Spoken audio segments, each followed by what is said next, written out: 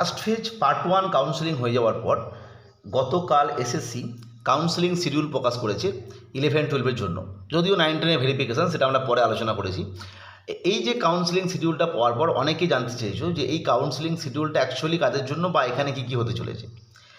মূলত এখানে মনে রাখতে হবে এই যে 24 তারিখ থেকে কাউন্সেলিং শুরু হচ্ছে বিভিন্ন পার্টে, 24 থেকে 25, 27 থেকে 28, কি 6 থেকে 11, 17 এপ্রিল থেকে 18 এপ্রিল, এই যে শিডিউলগুলো দেওয়া হয়েছে এবং চলবে একদম মে মাস পর্যন্ত।